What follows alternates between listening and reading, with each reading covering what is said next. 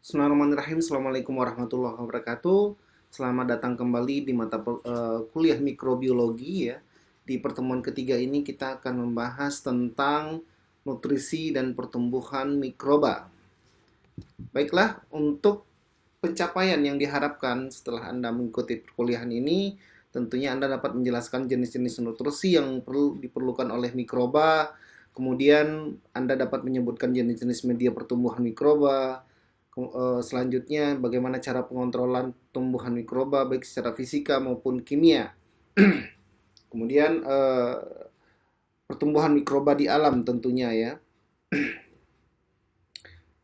Berbicara tentang nutrisi, tentu sama halnya dengan makhluk hidup yang lainnya. Mikroba ternyata juga membutuhkan nutrisi ya untuk membangun selnya gitu.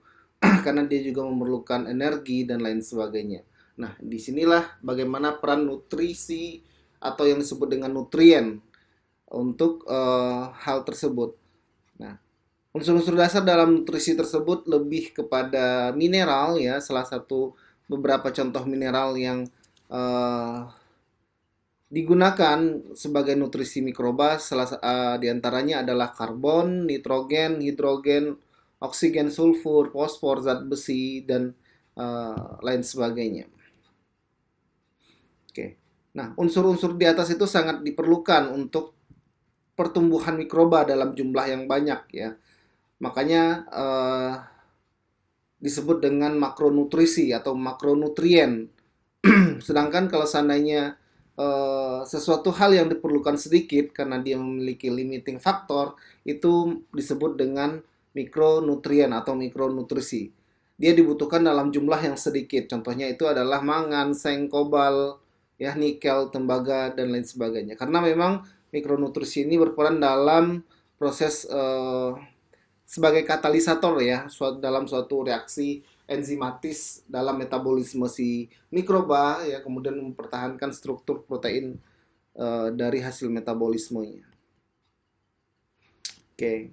Nah, apa saja unsur-unsur yang terkandung dalam nutrisi untuk mikroba? Salah satunya adalah unsur kalium, unsur kalsium, ya. Kalium itu berfungsi sebagai beberapa kerja enzim, kalsium sebagai resistensi spora terhadap panas, kemudian mangan sebagai kofaktor enzim, kemudian ada Fe ya, berperan sebagai kofaktor enzim dan juga sebagian dari sitokromnya.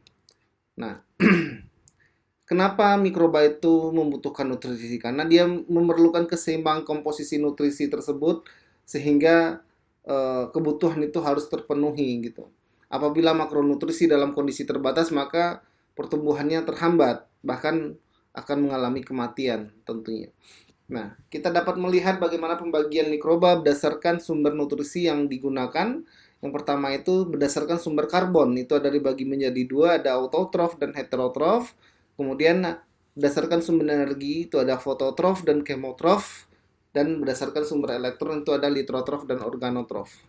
Nah, apa itu autotrof? Ya, itu merupakan mikroba yang menggunakan CO2 sebagai sumber karbonnya. Sedangkan heterotrof itu mikroba yang menggunakan sumber substrat organik ya sebagai sumber karbon. Selanjutnya untuk fototrof ya, mikroba menggunakan cahaya sebagai sumber energi, sedangkan kemotrof itu merupakan di mana mikroba menggunakan senyawa organik dan anorganik sebagai sumber energinya. Selanjutnya untuk berdasarkan sumber elektron itu ada litotrof, di mana mikroba yang menggunakan senyawa anorganik mineral sebagai sumber energi, sedangkan organotrof merupakan mikroba yang menggunakan molekul organik sebagai sumber elektron. Maaf, yang di atas itu sumber elektron ya, bukan sumber energi ya. Nah, apa yang diperlukan ya untuk pertumbuhan nutrisi pertumbuhan mikroba? Yang pertama itu adalah air. Tentunya air ini merupakan salah satu apa namanya sebagai transport aktif ya yang membawa segala nutrisi ke dalam tubuh gitu. Kemudian sumber energi berupa senyawa organik dan organik, makronutrien, mikronutrien, kadar oksigen, sumber aseptor elektron, mineral dan growth factor ya atau faktor pertumbuhan.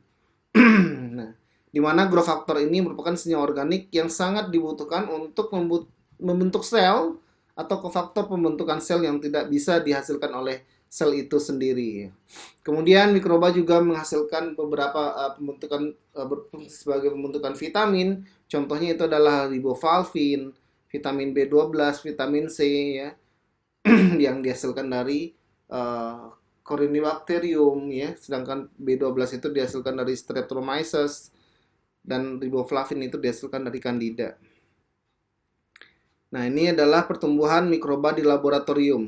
Nah, setelah kita melihat di alam adalah beberapa nutrisi secara alamiah diperoleh oleh mikroba, sedangkan di laboratorium tentu kita harus memenuhi kebutuhan sumber makro dan mikronutrien tadi dalam bentuk media pertumbuhan atau media kultur. Nah, ini beberapa jenis media kultur yang digunakan berdasarkan bentuk zatnya, itu ada padat dan cair, kemudian berdasarkan komposisi nutrisinya ada sintetik dan kompleks. Selanjutnya berdasarkan fungsinya ini lebih banyak ya, ada suportif, diperkaya, selektif, diferensia, eksklusif, khusus ya, porsemia, persemaian, dan universal. Nanti kita lihat satu-satu ya. Nah, ini adalah bentuk dari media cair, Anda bisa lihat dalam bentuk wujudnya berbentuk cair ya, tidak dapat digunakan untuk identifikasi bakteri karena hanya untuk memperbanyak sel bakteri saja ya, biasanya dengan teknik fermentasi ya, kultur. Macam ya, ada nutrient broth ya. Kemudian ada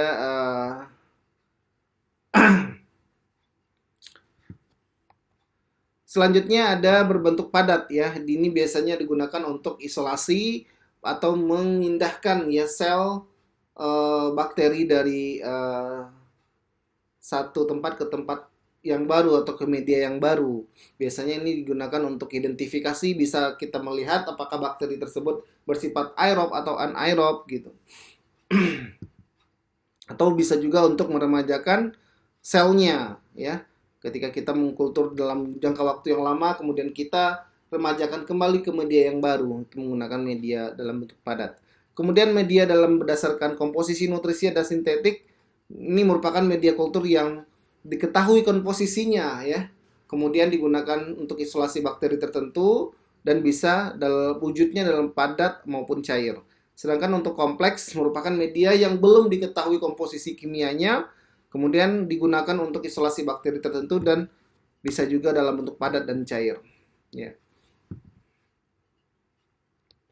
Oke, nah ini kita masuk ke dalam bentuk media berdasarkan fungsinya. Itu ada media suportif, media yang diperkaya ya. Kalau suportif tentu mensupport atau menjaga pertumbuhan mikroba. Kemudian kalau yang diperkaya berarti ada tambahan senyawa tertentu, nutrisi khusus untuk target mikroba tertentu juga gitu. Misalkan di sini media darah gitu. Kemudian ada media selektif ya, digunakan untuk menumbuhkan mikroba tertentu juga karena adanya penambahan senyawa. Misalkan contohnya ada kristal violet yang ditambahkan di sini untuk menumbuhkan bakteri gram negatif karena dia bersifat dapat menghambat gram positif gitu. Contohnya adalah endo agar atau McConkey agar ya. Kemudian selanjutnya ada media diferensial ya, di mana ini media dengan menambahkan bahan tertentu ya dapat digunakan untuk membedakan spesies mikroba berdasarkan kekerabatan terdekatnya ya. Kemudian ada media eksklusif. Media eksklusif itu media yang hanya mungkin ya tumbuh satu jenis mikroba tertentu saja dan dia akan menghambat mikroba yang lain. Contohnya adalah tiosulfat sitrat bil sucrose agar, itu ada TCBS ya. Ini khusus untuk Vibrio sp. Kemudian ada media persemaian ya, media universal. Ini biasanya media yang umum digunakan untuk laboratorium, contohnya adalah nutrien agar. Nah, selanjutnya kita membahas tentang pertumbuhan mikroba. Bertumbuh itu bukan berarti besar selnya, tetapi dia lebih memperbanyak selnya gitu dengan teknologi bagaimana si mikroba ini dapat melakukan pembelahan diri atau yang disebut dengan binary fusion. Nah, ini adalah untuk pembelahan sel mikroba berdasarkan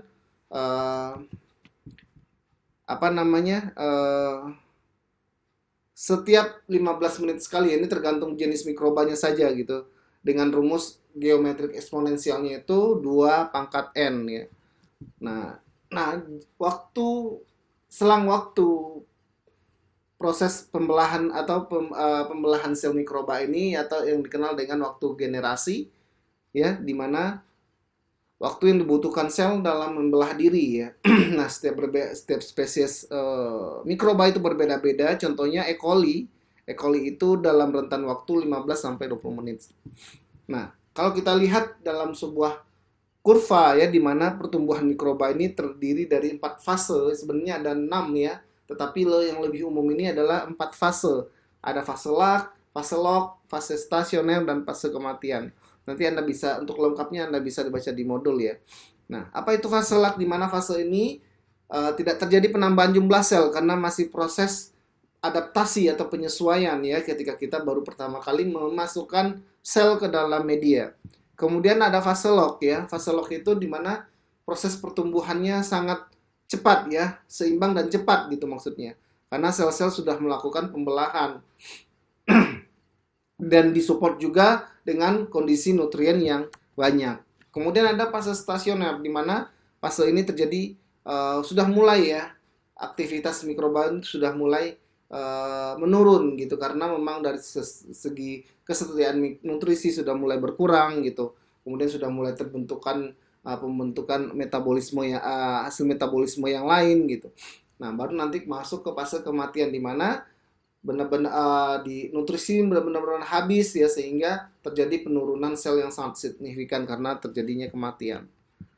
Oke, nah ini adalah beberapa faktor yang mempengaruhi faktor lingkungan yang mempengaruhi pertumbuhan mikroba. Ada ketersediaan air, pH, suhu, konsentrasi oksigen, tekanan hidrostatik, dan salinitas. Oke, nah ini beberapa temperatur yang biasa digunakan, optimum yang digunakan untuk pertumbuhan mikroba ya. Dari 0 sampai 20 itu dikenal dengan mikroba psikorofil ya, dia mampu hidup di suhu yang dingin, biasanya ini termasuk ke dalam archaea ya. Kemudian ada mesofil, itu tumbuh pada suhu 20 sampai 40 derajat. Kemudian ada termofil dalam kondisi panas ya, 40 sampai 100 derajat. Kemudian ada pH ya, pH yang umum di bakteri tumbuh itu sekitar 6,5 sampai 7,5.